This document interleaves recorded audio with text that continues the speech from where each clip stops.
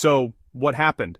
The ultra-rich didn't just stop buying, they executed a massive strategic sell-off. This video will reveal the real, interconnected reasons behind this luxury car apocalypse and expose the desperate, behind-the-scenes tactics dealers are using to survive. Stick around until the end, because the final truth about this collapse will change how you think about luxury, value, and prestige forever. The Range Rover once represented the unquestioned pinnacle of luxury SUV ownership. It was the vehicle of choice for celebrities, moguls, and royalty. Its iconic silhouette a rolling announcement of arrival. From Beverly Hills to the Hamptons, it commanded respect. It wasn't just transportation, it was a mobile fortress of status. Today that fortress has become a gilded prison. Range Rover ownership has transformed from a status symbol into a source of public embarrassment and private frustration. The brand is now defined, not by luxury, but by catastrophic and systemic reliability failures. The warranty repair system is in complete breakdown. Owners routinely face wait times of 2 to 3 months for basic repairs, fixes that would take a day at a mainstream brand. One Manhattan financier shared documentation showing his $130,000 Range Rover spent 78 days at the dealership in a single year. That's over 20% of his ownership experience spent in a loaner car. This relentless headache has triggered a silent exodus. Internal sales data reveals a staggering trend. Nearly 60% of current Range Rover owners are trading down, not up, to more reliable brands like Lexus and Genesis. These are brands they would have scoffed at just a few years ago, but now, sanity and honestly reliability have trumped status. Maserati's Trident logo once symbolized an almost mythical blend of Italian passion and exotic craftsmanship. It was a rare sight, powered by Ferrari-derived engines, and ownership was a whispered statement of sophisticated taste. It was exclusive, elusive, and expensive, justifying its premium with heritage and hand-stitched leather.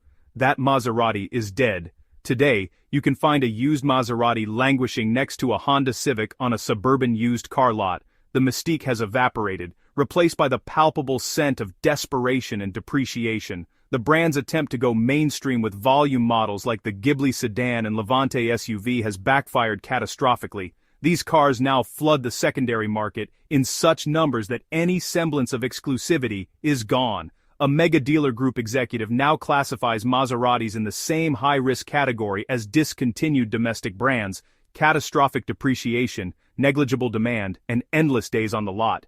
The ownership experience has become a financial horror story. Parts delays from Italy are measured in months, not days. Repair bills on models just 5 to 7 years old often exceed the vehicle's entire market value. A service director in Florida shared that they have a growing lot of orphaned Maseratis. Cars owners have literally abandoned at the dealership after receiving a repair estimate, choosing to forfeit the car rather than pay. For generations, Porsche cultivated a unique proposition. It was the sensible supercar. Ownership was seen not as an expense, but as an investment. Limited editions and air-cooled classics famously appreciated, creating an aura where buying a Porsche was a financially prudent act of passion.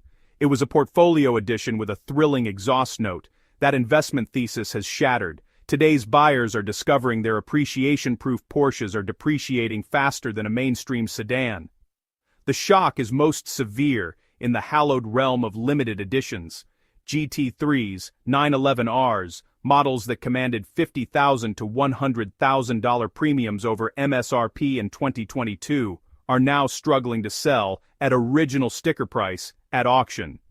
One collector who bought 3 limited editions as pure investment vehicles was forced to liquidate 18 months later, absorbing losses exceeding $200,000. The true cost of ownership is slammed into these casual investors. Annual maintenance for a modern Porsche can easily exceed $5,000. When the car was climbing in value, that cost was an acceptable carry.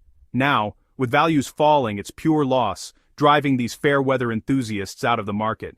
Independent Porsche specialists report a shift in their clientele from enthusiastic tinkerers to frustrated owners seeking refuge from dealer service prices. Mercedes-Benz, the star has fallen. There was a time when the 3-pointed star was a beacon of enduring value. A used Mercedes held its worth like a precious metal. Certified pre-owned lots were picked clean. A 3-year-old Mercedes was still a Mercedes, desired, respected, and valuable.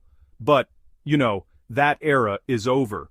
Mercedes dealerships are now drowning in a tsunami of returned lease vehicles that nobody wants. The brand's premium positioning is crumbling under the weight of its own volume and complexity.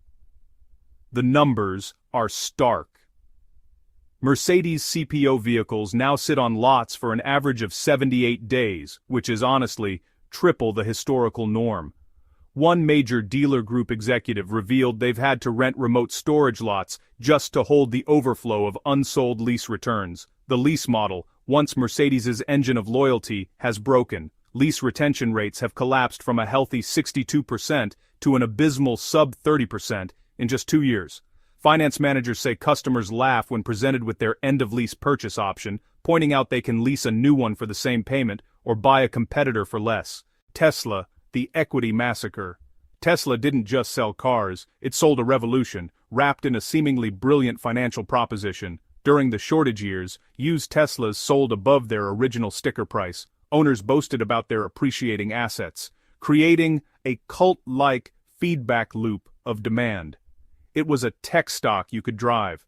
But now, Elon Musk's aggressive strategy to dominate market share through relentless price cuts has honestly incinerated that narrative. For owners, it has been an unprecedented exercise in overnight equity destruction. A single tweet from Musk announcing a price cut can wipe $10,000 to $15,000 from a recently purchased Model Y's value in just 24 hours. Owners find themselves tens of thousands of dollars upside down on loans for cars they bought only months prior. This isn't market adjustment, it's a controlled demolition of customer trust. The brand's most loyal evangelists, the early adopters, are now leading the exodus to traditional brands like BMW and Mercedes, who offer more predictable ownership and, ironically, better build quality. Tesla owner forums have, pivoted from enthusiastic tutorials to discussions of exit strategies and depreciation mitigation. BMW, the ultimate betrayal machine. BMW built an empire on a simple, powerful promise, the ultimate driving machine. It fostered, honestly, fanatical loyalty, with customers leasing a new 3 Series every 36 months like clockwork. The business model was, a print-and-repeat money machine. Audi, the engineering mask slips. For decades, Audi spent time building a sterling reputation as the so-called thinking person's luxury car, sophisticated quattro engineering, avant-garde design, and those impeccable tech-forward interiors. It offered German substance without all the flash of its rivals, but the brand's tech-forward approach is also, accelerating its own obsolescence. The infotainment systems in cars just 3 to 4 years old already look and feel generations behind the latest smartphones, creating this powerful perception of premature aging that tanks resale value. Used car managers say customers actively reject otherwise pristine Audis during test drives just because the screen graphics look, ancient. Cadillac, the ghost in the showroom. General Motors has spent billions to resurrect Cadillac, betting everything on a dramatic reinvention with sharp-edged design and a big push into electric vehicles like the Lyriq. The goal was to finally shed its grandpa's car image and take on the Germans. But the showrooms tell a very different story. They're ghost towns packed with unsold inventory. Satellite images even reveal holding lots filled to the brim with both electric and gasoline Cadillacs. And get this!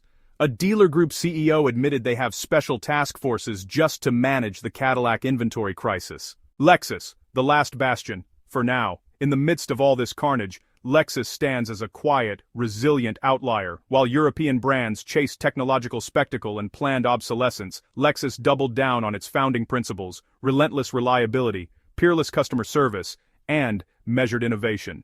This so-called boring strategy is, honestly, proving to be its armor.